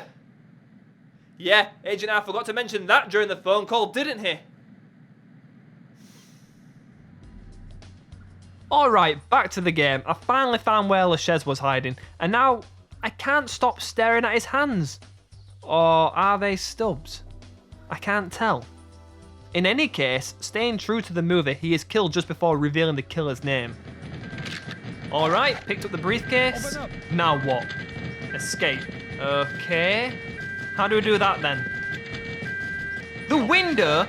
Couldn't you have just told me that first? Failed? Already? There was hardly any time to think. Oh, we have to play from the beginning again? Couldn't I have just restarted in the room where Lashez was hiding? Or back when I got the phone call? It doesn't matter anyway. I replayed the whole level again and found the window. Besides that restarting bullshit, the opening mission isn't actually bad at all. It was decent. And I kind of did feel like James Bond sneaking around the place, taking out them cameras. Yeah, they've got me there. So, moving on to the next mission. Wow, Bond has quickly turned into a ruthless killing machine. He is more like the Terminator than a spy. He destroys anyone standing in his way, and nothing seems to stop him. As good as that sounds, I think this is where the game suffers. It quickly turns into another mindless shooter, and the gameplay quickly gets old. Like, all you do is run around unloading your bullets into guards while trying to complete the objective. I think the best missions are easily the stealthy ones. They're just more enjoyable. Like, for example, there's a mission in a casino where you don't even use your gun. The goal is simply to sneak into a room and talk to this fella here for information. And he'll give you that information if you win a shit ton of cash for him. Fuck.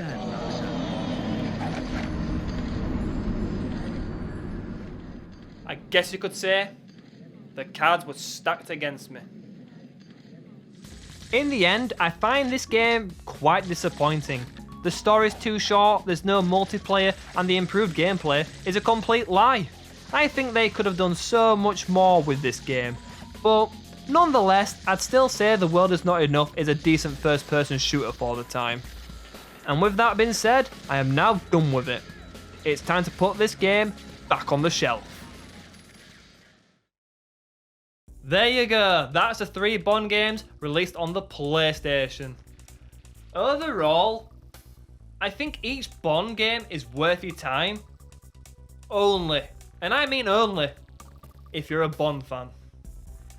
They're not like bad games, but they're not good games either. Definitely a lot more effort could have been put into them. Especially 007 Racing.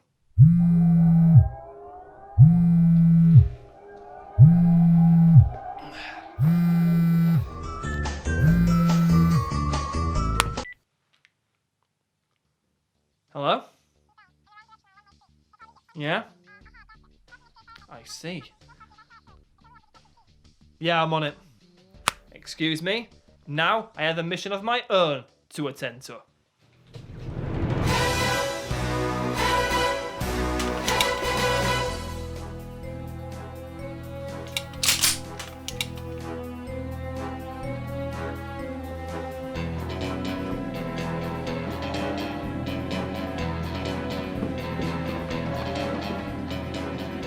Oh shit!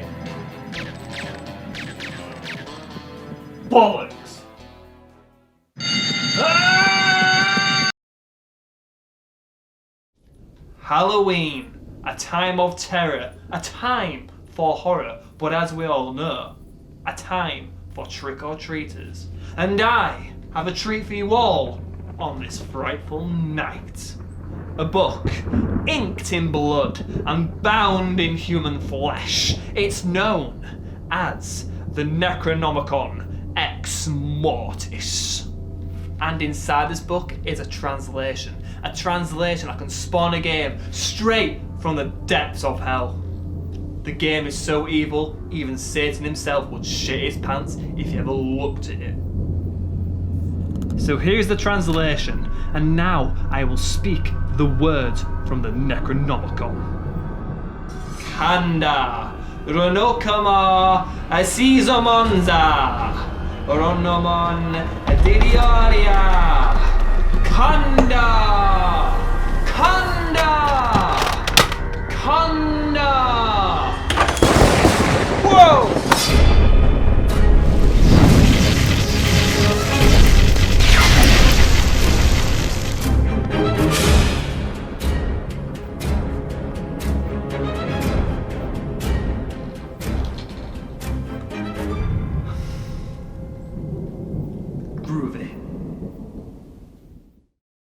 Well, here it is, Evil Dead Hail to the King for the PlayStation 1.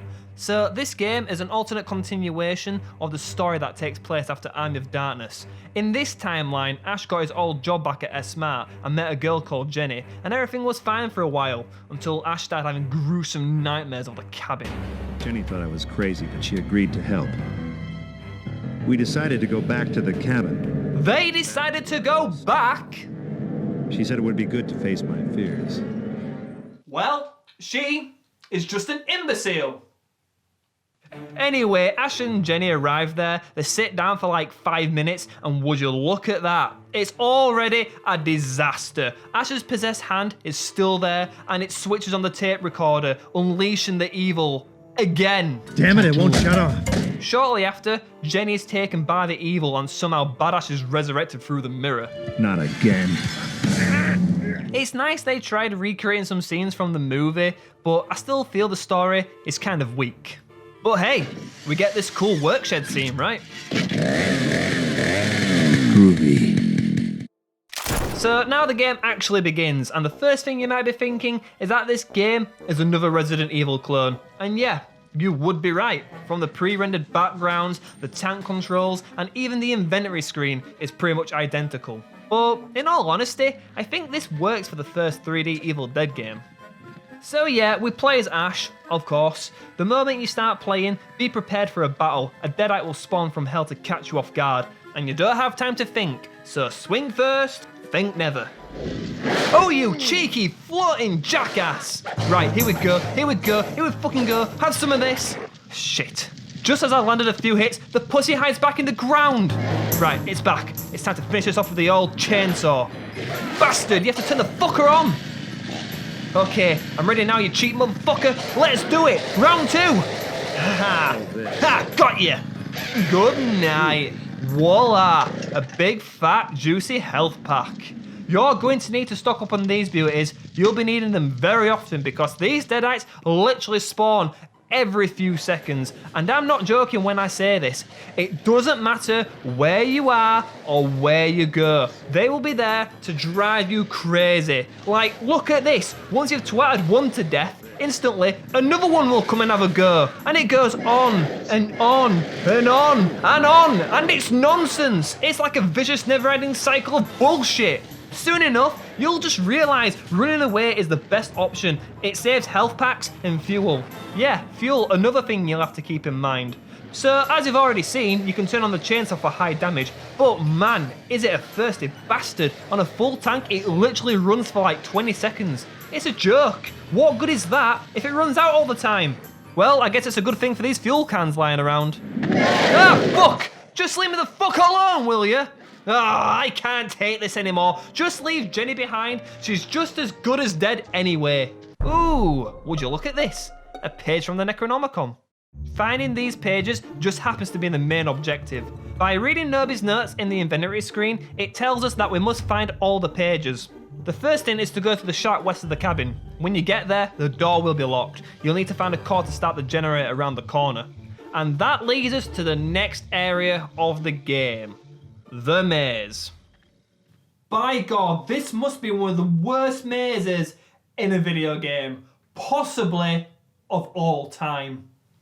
Look at this. It's confusing as shit. You have no idea where you're going, and I'm already lost because of these stupidly placed camera angles. Also, it doesn't help that everything looks the bastard same too. Oh man, it's horrendous. It's a fucking test of patience taken to the extreme. Let me try and convey what a pain in the ass this maze is. Here is a sheet of paper with a random maze printed on it. Imagine you're this little dot here and you have to navigate through the maze to the end. It's standard stuff, right? You will be able to do it no problem. But now imagine doing it with your point of view snapping at different angles every time you reach the corner. Naturally, it's going to piss you off. That's how annoying this maze is.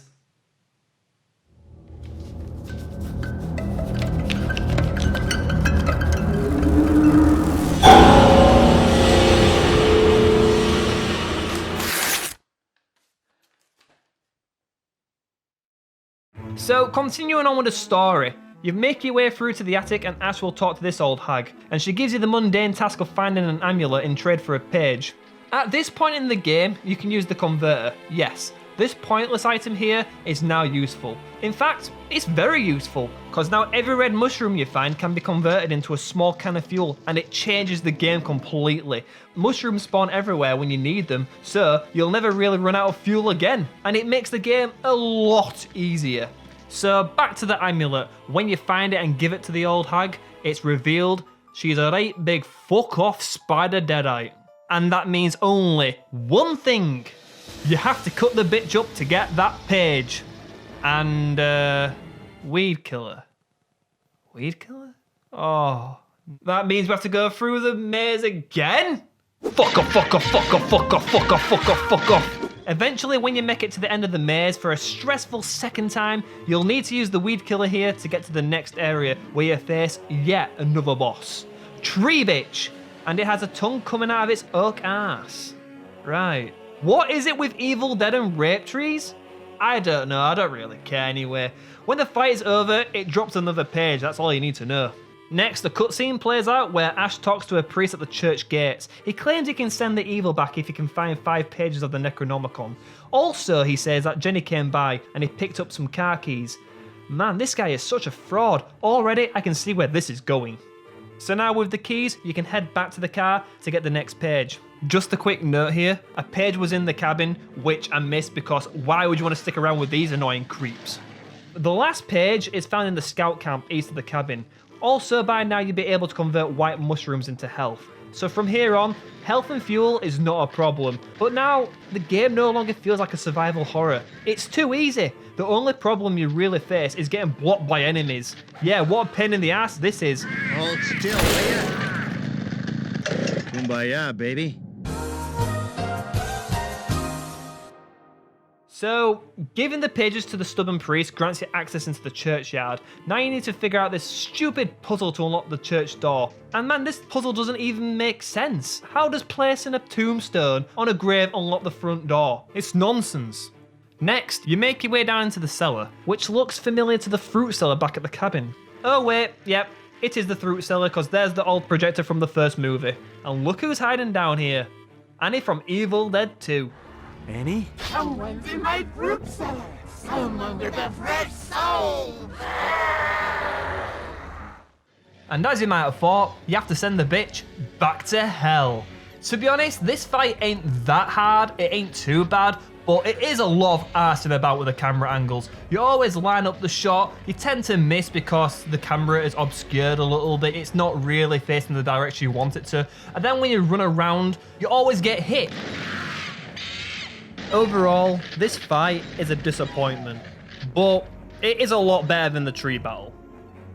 So with Annie defeated, now we can save Jenny, but surprise, surprise, the priest was actually badass all along. He takes Jenny and escapes through a rift. Shortly after, Goodash jumps in after them, and that's the first part of the game over with.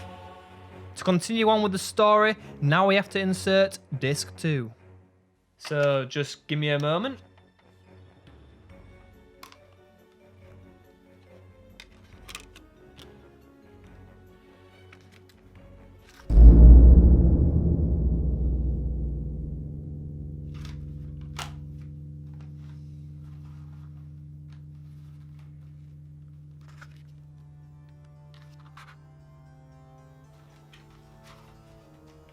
Oh wait, there's a note in the back of the book. Warning. Any translation may summon evil. Read with caution.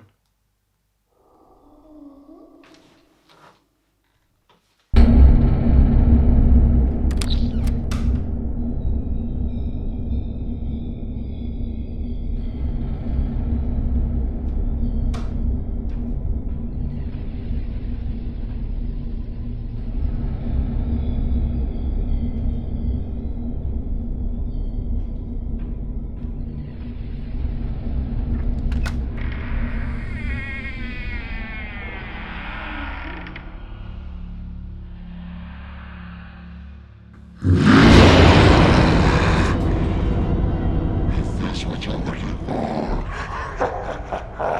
If you want it, come and get it. On second thought, I don't want it at all.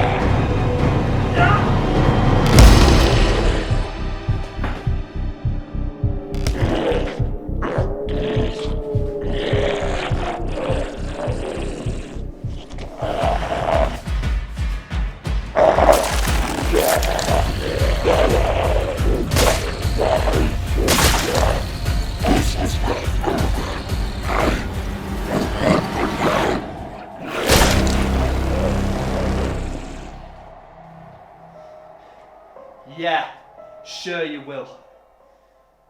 But it was right about one thing. We still need to play disc 2. Oh. Fuck!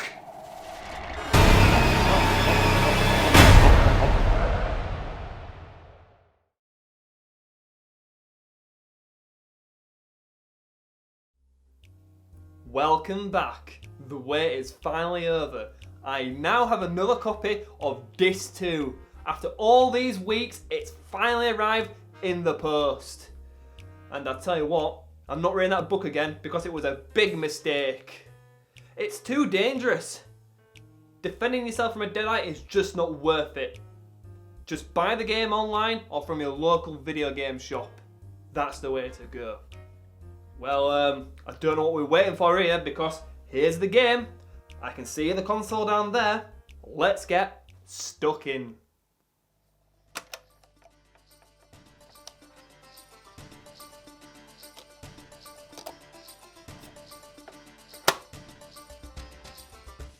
Alright, continuing on with the story. After jumping into the rift, Ash is propelled back in time to the year 730, where he falls out the sky army of darkness style. The ecstatic merchant recognises Ash as the warrior from the sky. His arrival has been foretold by a madman called Alziz. Yeah, this shady looking guy here who's locked up in a nearby jail cell. You need to talk to him as he might have a lead on Bad Ash and Jenny's whereabouts. But before I do anything, first I need some help as Annie did a number on me. Now that's lucky. A white mushroom. What on earth are you doing?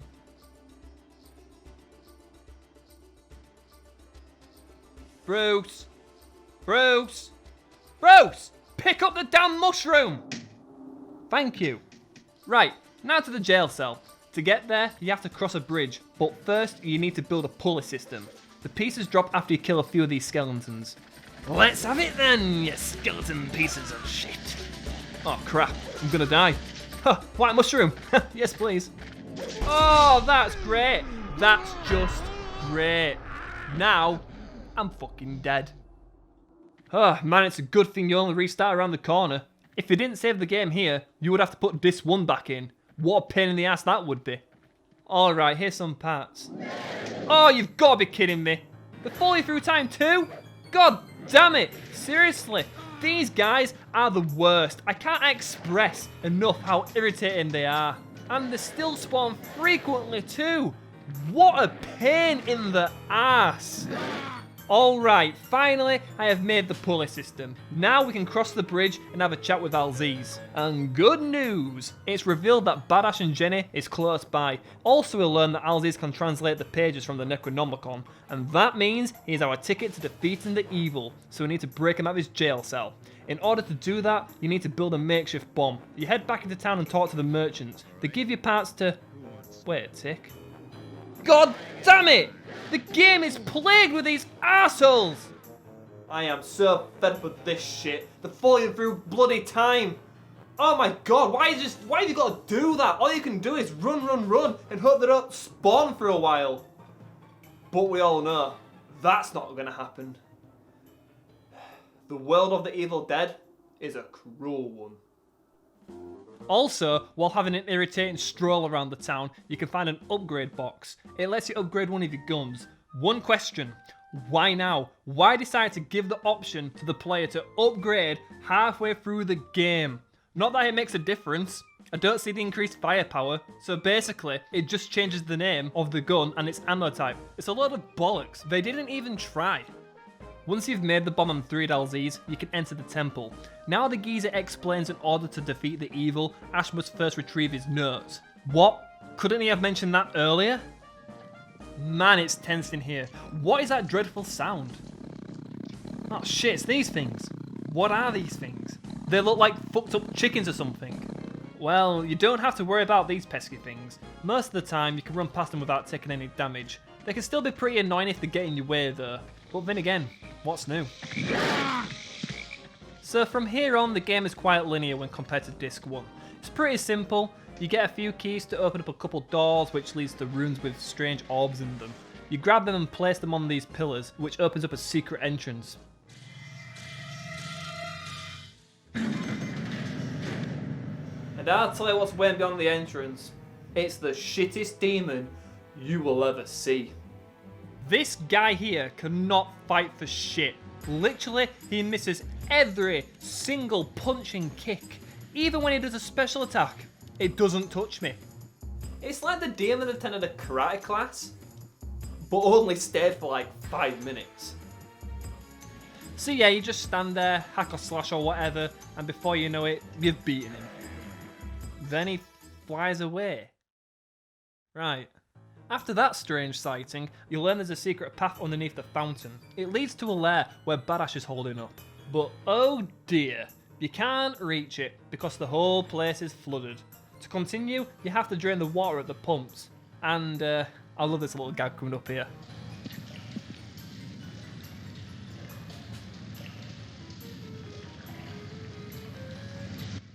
On second thought, specify this.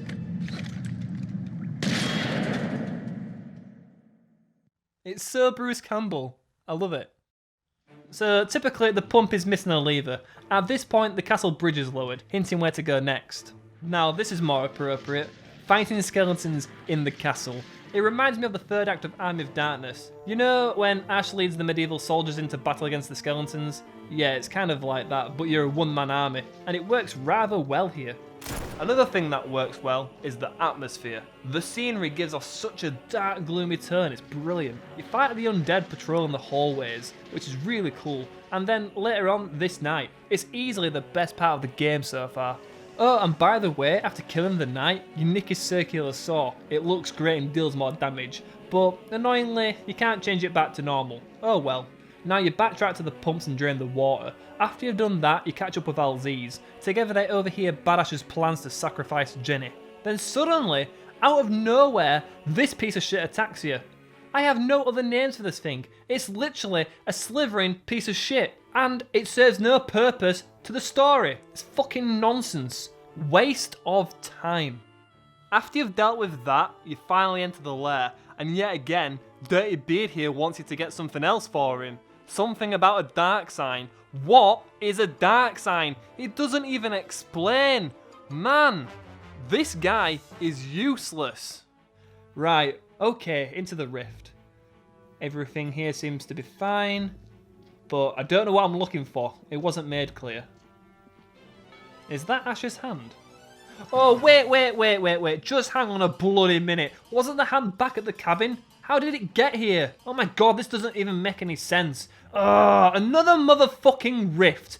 This time to retrieve a decipher for the pages. This shit is starting to confuse me. Also, I thought Alziz could translate the pages. That's the whole point why he's here, isn't it? Yeah, that's what you get, you deceiving bastard. Oh, this is just great. Thank God that arsehole is out of the way. We can finally move on to the last part of the game. What a wasted character. What a pain in the ass, man. It's a load of bollocks. Well, well, well. Now it's time for the final showdown. We've made it just in time to stop Badash, and he's pissed. To be honest, the battle is alright. There's 2 stages to it. In the first one, Badash will just walk up to you and smack you silly, and that's about it. You just play keep away and gun him down. In stage 2, he transforms into a gigantic hideous monster. It's awesome. To be able to deal damage to him, first you have to hit these glowing pillars. Hit all 4 and it leaves him vulnerable for a short period of time. When running to the pillars, you're going to take a hit no matter what. The cheap fuck likes to spit hit-seeking projectiles at you, and you can't really avoid them. You can't run fast enough, so there's nothing you can do about it. And if you're low in health, thankfully there's always a white mushroom waiting to be picked up. Like I said in part 1 of this review, mushrooms always spawn when you need them, so you can't really die. Bless the mushrooms, right? So yeah, you hit all the pillars and attack, rinse and repeat 2 or 3 times, and good night, son, you've beaten the game. Ash finally saves Jenny and sends the evil back for good this time. They go back home, but the town looks weirdly abandoned, and you see that the Necronomicon is the bestseller. And that's it. That's the ending. It's quite disappointing. No!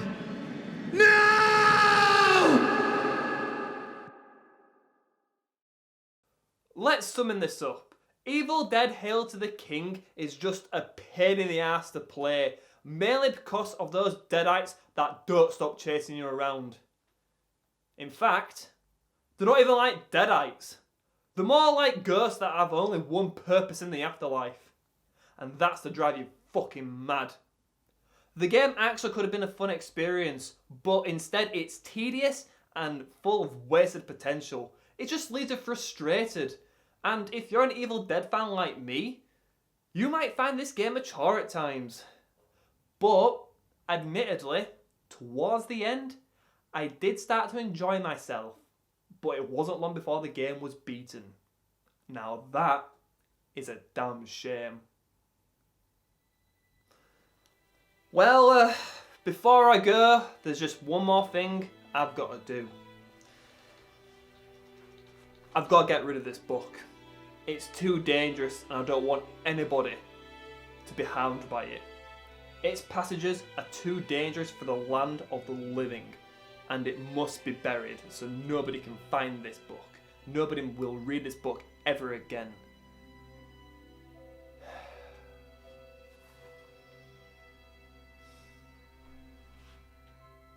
It's got to go.